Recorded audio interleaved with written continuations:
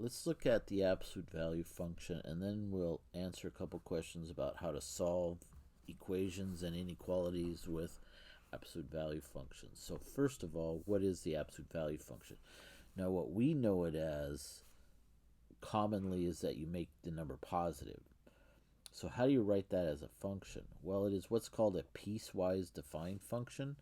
So it's a little tricky to do in this GeoGebra classic, but it's possible. So if I go, if x is less than 0, what I'm going to graph is minus x, and if it's greater than or equal to 0, I'm going to graph x like that. And that gives me my absolute value function. So on one piece it's negative x, and on the other piece. Now I could graph it like in GeoGebra with just lines like this, and of course it gives me the same exact function. We can go in to the settings and really look at what this thing has to, that they are really the same thing. I mean, it draw it over the top, so obviously that's the case. So let's go, if we make it the top one dotted or something, right?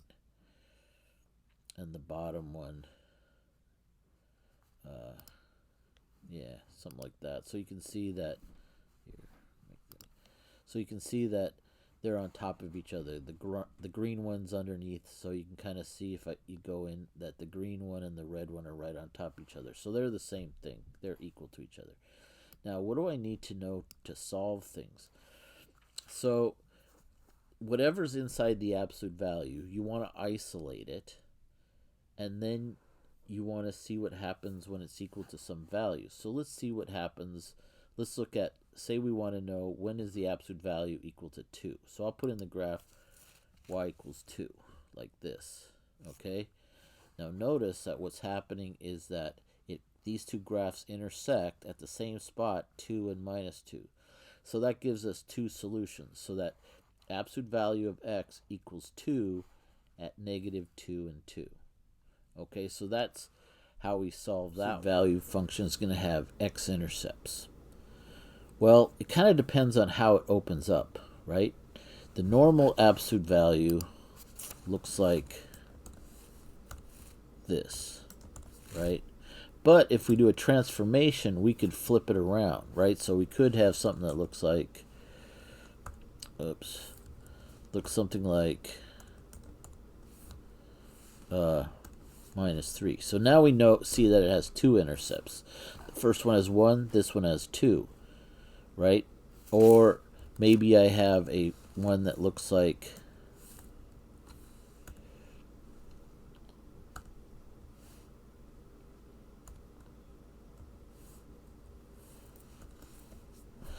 that, where I flipped it over and I moved it up.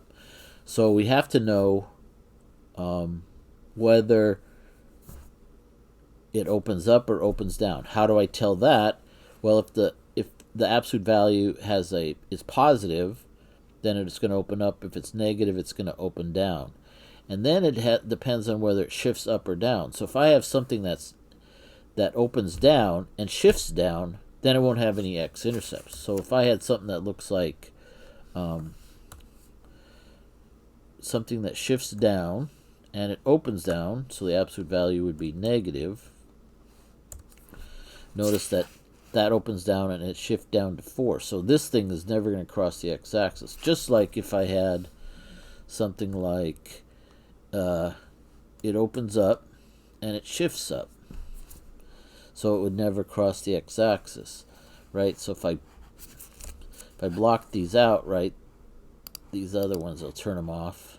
There's my original function. Look at these two.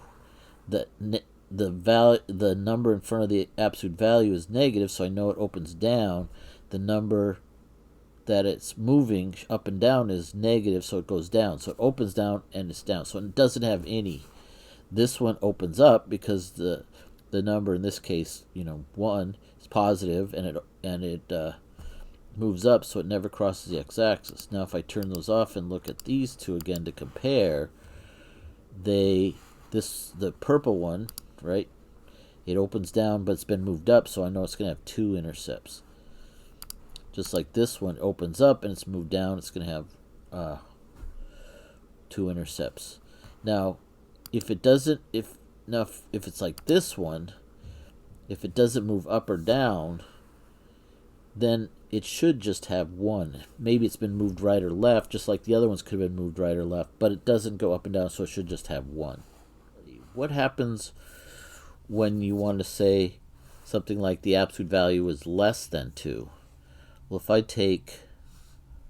say I want to go less than 2, notice that what happens is I get everything shaded below. So now I want to know what values of x are less than 2. So it would be this part of the graph, the part that's in the shaded region, and equal to would give you the points, which is not included here, and f. So we get the interval from -2 to 2 with open brackets because it's not included.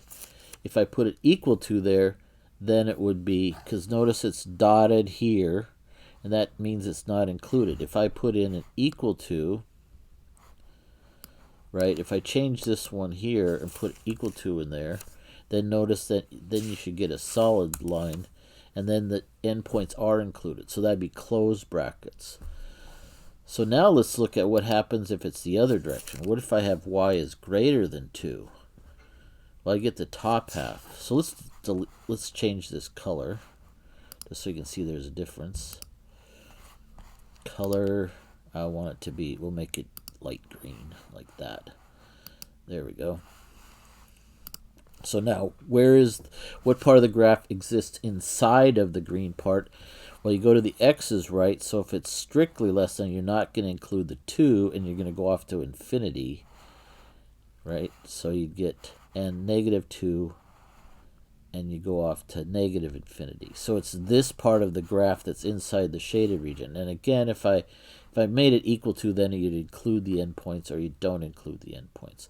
So that's what we're looking for, depending on equality, it's the points. The less than, let's just make this strictly less than, because it's kind of like you break it up into 3 problems, right? You have the part below where it's equal to 2, the part above. All right, let's try solving a few inequalities. So 5x minus 4 minus 7 equals 2. Now this is an equality. So what I'm going to do is isolate the absolute value. So first of all, I'm going to add the 7 over. So gets rid of this, and that becomes 9. Then divide by 5. And we get 9/5. Now, because it's equality, as we know, it's going to have 2 different possible answers. X minus 4 could be negative 9/5, or x minus 4 could be equal to positive 9/5. Then I add the 4 over. I'm doing the same set of steps for both of them, so I'm just going to do them together because I'm doing the same thing. Find the common denominator, right? So that would be 20 minus 9 over 5, or 20 plus 9 over 5. So x is equal to 11/5, or x is equal to 29/5. And I have my solution.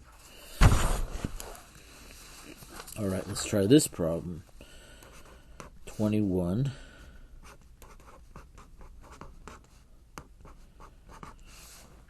Now this one's really quick. This number can only be positive. This is negative. So nothing I sit in here can make this sentence true. So this is always false. So the no solution.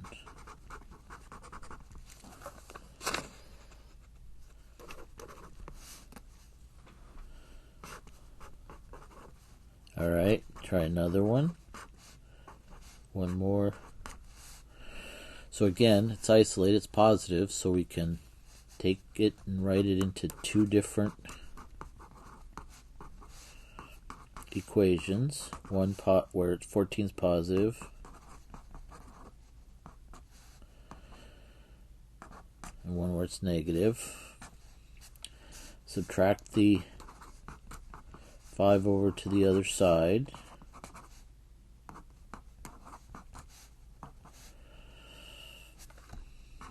Oops, should be 19, and that should be 9. Then multiply by 3, right?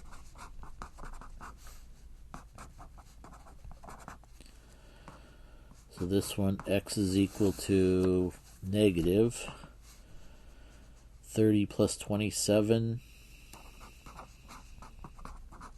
or negative 57, and this one is x is equal to 27. Or, alright, let's try this one.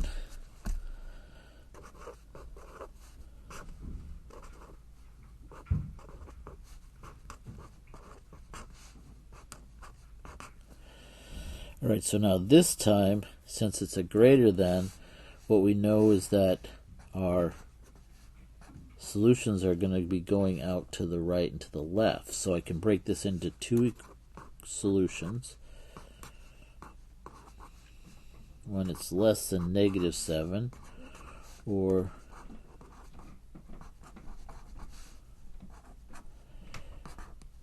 greater than 7. So this would be all this stuff is less than 7, all this is greater than 7. So now I just solve each one of them. So I first add 5 to everything.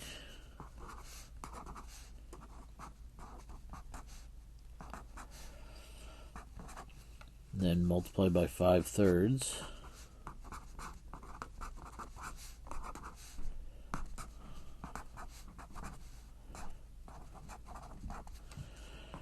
So this one would give me x is less than negative 10/3, or x is, let's see, it goes in there 4 times, x is greater than 20. Alright, and if I want to write it in interval notation, of course, minus infinity to negative 10/3, square bracket, or 20 to infinity, square bracket on the 20 there. Alright, let's try this one.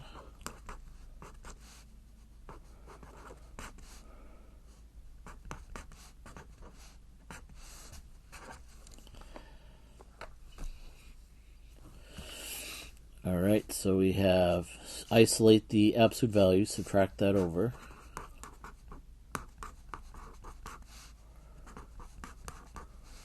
Take the absolute value off. Now, because this is a less than, we have our negative 15 and our 15, and we're going to be between these two.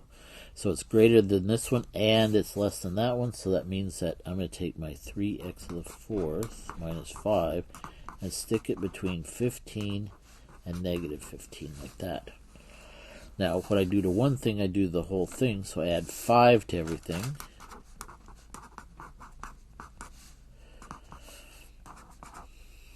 Multiply everything by 4/3.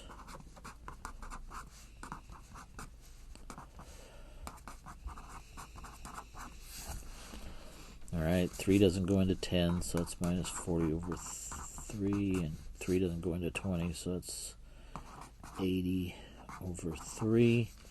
So I get minus infinity to minus 40/3, square brackets, union 80 to thirds to positive infinity, and I have interval notation with